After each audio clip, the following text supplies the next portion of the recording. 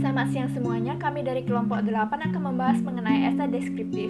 Kelompok kami terdiri dari 4 orang, yaitu Felix Aurelio, Hendra Gunawan, Jennifer Octavia, dan Jim Fung. Pertama-tama akan dibahas oleh Felix. Nama saya Felix Aurelio, NPM 2161294. Saya akan menjelaskan pengertian dari esai deskriptif. Esai deskriptif adalah jenis tulisan yang berisi pendapat seseorang mengenai deskripsi suatu subjek atau suatu hal dengan menggunakan 5 indera. Esai ini bertujuan menuliskan subjek atau segala objek apa saja yang dapat menarik perhatian penulis atau pengarang. Seorang pengarang dapat mendeskripsikan sebuah rumah, sepatu, tempat rekreasi, dan sebagainya. Kita dapat menulis tentang apa saja yang benar-benar menarik perhatian kita. Esai deskriptif juga bisa berupa pandangan kita mengenai suatu fenomena yang terjadi. Contohnya adalah sulitnya mencari lapangan pekerjaan di tengah terjadinya wabah COVID-19. Jenis tulisan ini, penulis mendeskripsikan suatu topik secara lengkap. Poin terpenting dalam jenis tulisan ini adalah tergantung pada detail-detail dan paragraf yang disusun oleh penulis, sehingga membuat pembaca lebih mudah untuk memahaminya. Esai deskriptif memberi pembaca pemahaman yang lebih kuat tentang topik tertentu dengan menyempurnakan dengan detail konkret dan bahasa kiasan. Tulisan deskriptif yang baik dapat berbentuk artikel surat kabar, laporan buku, makalah penelitian, catatan peristiwa tunggal, catatan perjalanan, dan pengalaman pribadi. Selanjutnya akan dilanjutkan oleh Hendra. Baiklah, saya Hendra Gunawan, NPM saya 21612990. Di sini saya akan menjelaskan mengenai ciri-ciri dari esai. Seperti yang kita ketahui, ciri-ciri dari esai sendiri terdiri dari 6 ciri, yaitu sebagai berikut. Yang pertama adalah berbentuk prosa. Tulisan dalam bentuk prosa atau paparan. Artinya, dalam bentuk komunikasi biasa, menghindari penggunaan bahasa dan ungkapan figuratif. Esai merupakan jenis prosa yang berbentuk tulisan dan ditulis dengan jumlah kalimat yang pendek. Ini diwujudkan dalam sejumlah paragraf, bukan puisi dan bukan prosa fiktif. Penjelasan suatu esai harus bersifat naratif, di mana penjelasannya berkaitan dengan informasi yang ditulis oleh penulis. Esai sendiri terdiri atas sebuah kajian singkat yang padat dan jelas, sehingga mudah dipahami oleh halayak umum. Ciri yang kedua yaitu memiliki gaya yang khas. Adanya gaya pembeda atau gaya yang khas, sehingga setiap esai akan berbeda dengan jenis tulisan yang lain berdasarkan gaya pembeda dari penulisnya. Setiap penulis memiliki gaya penulisan esai yang berbeda karena sangat dipengaruhi sudut pandang penulisnya. Selain itu, setiap penulis akan berusaha untuk membedakan hasil tulisannya dengan penulis yang lain dengan ciri khasnya masing-masing. Bisa berupa gaya bahasanya atau pilihan katanya. Esai dapat ditulis oleh semua orang yang ingin menanggapi suatu permasalahan atau mengangkat isu-isu tertentu untuk diperbincangkan. Dengan demikian, setiap esai akan berbeda gaya penulisannya suatu individu dengan individu lain. Ciri yang ketiga yaitu isi tidak selalu utuh. Artinya, penulis memilih atau berfokus pada hal yang penting saja dan menarik dari suatu objek dan subjek yang hendak ditulis suatu esai. Inilah yang menyebabkan bentuk suatu esai tidak utuh karena penulis tidak menulis secara keseluruhan. Penulis memilih aspek tertentu saja untuk disampaikan kepada para pembaca. Kemudian ciri yang keempat yaitu memenuhi kriteria penulisan. Walaupun esai adalah tulisan yang tidak utuh atau hanya memaparkan bagian yang dianggap penting dan menarik dari objek dan subjek dan penulisan esai, namun esai yang ditulis harus memiliki kesatuan dan memenuhi syarat-syarat atau kriteria penulisan yang ditetapkan, mulai dari pengenalan isu, isi yang biasanya berisi argumen atau pendapat, sampai ke penutup. Esai yang ditulis harus sesuai dengan kaidah struktur dan penulisan. Di dalamnya terdapat koherensi dan kesimpulan yang logis. Penulis harus mengemukakan argumennya dan tidak membiarkan pembaca tergantung di awang-awang. Kemudian ciri yang kelima yaitu singkat. Tulisan yang tidak terlalu panjang atau relatif singkat yang dapat dibaca dalam waktu singkat atau tidak banyak membutuhkan waktu untuk membacanya, tetapi padat dan membahas atau mengkaji sesuatu yang sedang hangat diperbincangkan, menarik atau penting untuk dibahas dan ditulis. Esai hanya terdiri dari beberapa paragraf saja, sehingga dapat dibaca dengan cepat dan pembaca tidak memerlukan waktu yang lama untuk memahami isi esai tersebut. Kemudian yang keenam atau yang terakhir yaitu bersifat personal. Bersifat personal di sini berarti suatu esai memiliki sesuatu yang bersifat personal dari penulisnya atau diri sendiri dan membedakan esai dengan jenis karya sastra yang lain. Hal ini menunjukkan bahwa setiap esai bersifat subjektif tentang sesuatu masalah aktual, menarik dan penting dengan kekuatan analisis, interpretasi dan refleksi. Setiap penulis memiliki pandangan, pemikiran, sikap, pendugaan dan pendirian yang berbeda-beda, sehingga setiap esai yang ditulis memiliki ciri khasnya masing-masing. Selanjutnya presentasi akan dilanjutkan oleh Jennifer Octavia. Nama saya Jennifer Octavia, NPM 21612995. Saya akan menjelaskan struktur esai deskriptif. Struktur atau format esai deskriptif yang baik dan benar adalah sebagai berikut. Yang pertama, pendahuluan, berisi pengenalan isu atau topik atau pokok masalah yang dibahas dan dikemukakan suatu pendapat yang di dalam pendapat tersebut terdapat pertentangan, bisa berupa pro ataupun kontra. Ini merupakan struktur awal pembangun kerangka dari esai. Pendahuluan biasanya akan mengungkapkan secara sekilas topik atau tema yang akan diangkat pada keseluruhan esai.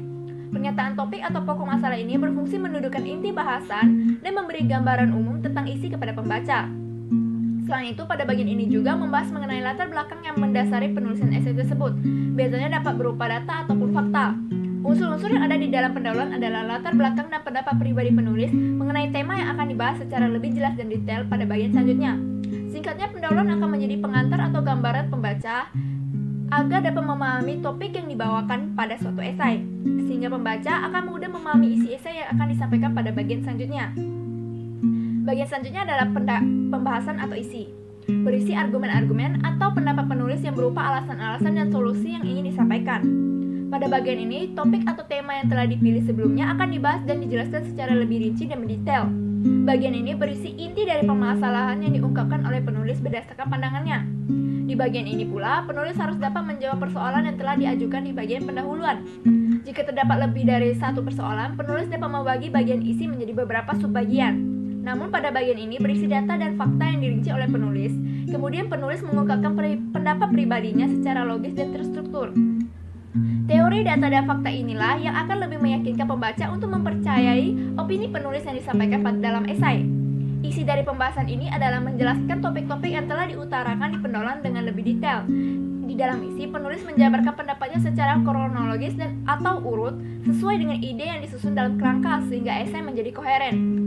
Paragraf yang baik disusun oleh satu kalimat utama yang dilengkapi dengan beberapa kalimat penjelas yang dapat berupa bukti ataupun contoh untuk memperkuat argumentasi penulis. Bagian terakhir adalah penutup, berisi penegasan ulang berupa kesimpulan akhir yang mencakup keseluruhan isi esai. Bagian ini berisi kesimpulan yang berupa kalimat yang merangkum poin-poin utama yang telah disampaikan sebelumnya di bagian pendahuluan dan pembahasan. Kesimpulan harusnya bersifat singkat, padat, dan jelas. Hal terpenting dalam kesimpulan atau penutup adalah haruslah berkaitan dengan topik permasalahan yang dibahas, tidak melebar atau malah membahas topik lain. Pada bagian ini juga bisa menambahkan saran ataupun harapan penulis bagi pihak ketiga atau pembaca untuk menyikapi permasalahan yang dibahas. Selanjutnya akan disampaikan oleh Jinfung. Perkenalkan, nama saya Jinfung, NPM 21612997. Saya akan menjelaskan penggunaan bahasa dalam esai deskriptif. Terdapat beberapa penggunaan bahasa dalam menulis sebuah esai, yaitu sebagai berikut. Yang pertama itu logis. Dalam bahasa jenis esai ini itu harus logis, maksudnya itu adalah kalimat atau paragraf yang ada pada jenis tulisan ini tersebut itu dijelaskan dan dapat diterima oleh akal atau rasional, sehingga pembaca itu tidak kesulitan dalam memahaminya. Yang kedua itu baku. Bahasa dalam jenis ini harus baku. Itu maksudnya adalah bahasa yang digunakan dalam jenis tulisan ini itu harus memiliki struktur yang baik dengan benar sekaligus untuk memperhatikan puisi yang berlaku. Yang ketiga itu runtut. Bahasa dalam jenis ini harus runtut. Itu maksudnya adalah kalimat atau paragraf pada jenis esai ini tersebut tuh harus disusun atau disampaikan secara teratur dan terstruktur, sehingga alur pikiran pembaca itu tidak rancu dalam memahami tulisan tersebut. Pembaca itu akan lebih mudah memahami dan mudah mengikuti isi dari esai tersebut. Nah, yang keempat ini ringkas. Bahasa dalam jenis ini itu harus ringkas. Itu maksudnya adalah ide atau gagasan di dalam esai akan tuh disampaikan atau ditulis penulis dalam bentuk kalimat pendek yang tentunya ringkas. kalimat atau paragraf dalam jenis esai ini tuh disesuaikan dengan kebutuhan penulis agar tidak berlebihan namun tetap menyampaikan ide dengan baik dan detail. Nah, yang kelima ini denotatif. Bahasa dalam jenis esai ini itu tuh denotatif. Itu maksudnya adalah pilihan kata dalam jenis tulisan ini tersebut tuh menunjukkan makna yang sesungguhnya, tidak bermakna konotasi, sehingga tidak memakai ungkapan yang berlebihan dan berujung pada pemborosan kata, serta pembaca langsung bisa memahami tulisan tersebut dengan cermat. Selanjutnya akan dilanjutkan oleh Felix. Nama saya Felix Aurelio, FPM 21612984. Saya akan menjelaskan langkah pembuatan esai. Menurut esai, menyusun esai tentu tidaklah mudah, namun bukan berarti sangat sulit, sebab termasuk tulisan pendek yang bebannya tentu lebih ringan dibandingkan menulis buku. Supaya kesulitan yang dia hadapi bisa diatasi, ketahui dulu langkah-langkah pembuatannya. Ada beberapa langkah yang wajib diperhatikan dalam pembuatan sebuah esai deskriptif. Langkah-langkahnya adalah sebagai berikut. 1. Menentukan tema atau topik pembahasan. Pertama, yaitu menentukan topik bahasan atau tema yang khusus supaya pembahasan lebih spesifik, menarik, dan mendalam. Disarankan untuk memilih tema atau topik yang disukai oleh banyak orang atau sedang hangat diperbincangkan. Hal ini agar tulisan esai yang kita buat dapat dibaca oleh banyak orang dan bermanfaat bagi mereka. 2. Membuat kerangka atau garis besar ide outline. Kedua, yaitu membuat kerangka atau poin-poin yang akan ditulis dengan memperhatikan topik yang akan dibahas. Kerangka ini nantinya akan mendasari pada jenis tulisan ini, sehingga poin-poin dalam kerangka ini harus sangat diperhatikan oleh penulis. Misalnya kamu ingin menulis esai dengan tema pendidikan mulai di era teknologi, maka outline yang harus ditulis berisi sederetan masalah yang terjadi, seperti kesadaran belajar anak zaman sekarang, teknologi pembuatan kesadaran moral remaja berkurang, teknologi berdampak buruk pada moral anak Indonesia. Kerangka tulisan kerangka tulisan akan membantu kita menyusun esai dengan runtun dan tidak melebar jauh dari topik yang telah ditentukan. Dan kerangka tersebut dapat mempermudah kita untuk menyusun ide-ide yang bisa kita tuangkan dalam esai. 3. Menentukan materi dan referensi. Ketiga, yaitu menentukan materi apa aja yang akan dimasukkan pada jenis tulisan ini sehingga pembahasan tetap pada topik bahasan. Lalu mengambil referensi-referensi yang valid supaya dapat mendukung argumen, supaya dapat membuat opini penulis menjadi kuat. Ini dapat dilakukan melalui pencarian di buku, internet, jurnal, arsip, koran, atau bahkan bisa langsung terjun ke tengah masyarakat untuk mendapatkan hasil yang sesuai. Cara materi atau referensi yang akurat dan dapat dipercaya. Langkah pembuatan esai selanjutnya akan dilanjutkan oleh Jin Fung. Perkenalkan, nama saya Jin Fung, MPM 2161-997. Saya akan melanjutkan penjelasan mengenai langkah pembuatan esai. Langkah yang keempat itu menguraikan isi. Menguraikan isi materi itu maksudnya adalah menjelaskan atau menjabarkan materi-materi topik bahasan pada kerangka atau outline dengan kalimat sendiri, sehingga akan muncul opini dalam jenis tulisan ini tersebut. Jangan lupa pilih bahasa yang baik dan menggunakan bahasa yang formal. Jangan lupa mencantumkan sumber-sumber terpercaya dan relevan. Yang kelima adalah menulis pendahuluan. Pada pendahuluan itu haruslah mengutarakan atau memaparkan alasan yang jelas mengenai topik tersebut, kenapa penting untuk dibahas, dan latar belakang topik tersebut itu seperti apa, supaya dapat membangun jenis tulisan ini menjadi lebih matang. Yang keenam itu menuliskan rangkuman atau simpulan. Simpulan pada esai tersebut itu haruslah berkaitan dengan topik yang dibahas di awal, sehingga pembaca itu dapat menangkap maksud dan opini penulis tersebut itu secara jelas. Selanjutnya akan dijelaskan oleh Jennifer. Nama saya Jennifer Octavia, FPM 2161-2995. Saya akan menjelaskan contoh esai deskriptif. Contoh dari esai deskriptif ini berjudul Pentingnya Melestarikan Budaya Lokal di Era Globalisasi. Pada bagian pendahuluan berisi pengenalan isu yang dibahas dan dikemukakan suatu pendapat yang di dalam pendapat tersebut terdapat pertentangan bisa berupa pro ataupun kontra. Unsur-unsur yang ada di dalam pendahuluan adalah latar belakang dan pendapat pribadi penulis mengenai tema yang akan dibahas. Pada bagian ini penulis menuliskan alasan mengapa ia mengangkat masalah tersebut. Tentunya masalah yang diangkat adalah sesuatu yang terjadi saat ini yang sangat penting untuk diselesaikan. Selanjutnya pada bagian pembahasan atau isi berisi argumen-argumen atau pendapat penulis yang berupa alasan-alasan dan solusi yang ingin disampaikan. Di bagian ini pula penulis harus dapat menjawab persoalan yang telah diajukan di bagian pendahuluan. Bagian ini juga berisi fakta ataupun opini dari penulis yang disusun secara runtut agar dapat lebih meyakinkan pembaca terhadap isi dari esai. Pada paragraf kedua dari contoh tersebut berisi dampak atau sebab akibat dari globalisasi bagi budaya lokal. di mana globalisasi menimbulkan berbagai masalah dalam bidang kebudayaan. Salah satunya adalah hilangnya budaya asli suatu daerah. Pada paragraf ketiga, berisi upaya atau solusi yang dapat dilakukan masyarakat dalam melestarikan budaya lokal. Salah satu upaya yang dapat dilakukan adalah mengenal budaya lokal yang ada. Pada paragraf keempat, berisi persoalan yang sering terjadi dalam masyarakat dan upaya pemerintah dalam melestarikan budaya lokal, yaitu dengan kebijakan.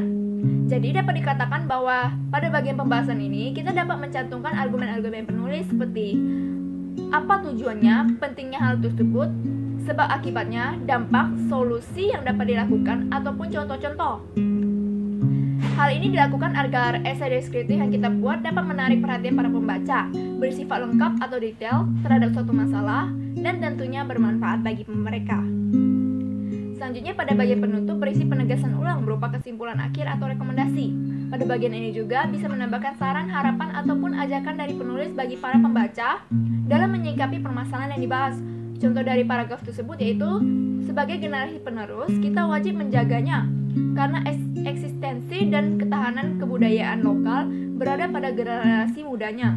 Jangan sampai kita terbuai apalagi terjerumus pada budaya asing, karena tidak semua budaya asing sesuai dengan kepribadian bangsa Indonesia. Bahkan banyak kebudayaan asing membawa dampak negatif. Sekian dari presentasi kami mengenai esai deskriptif. Terima kasih.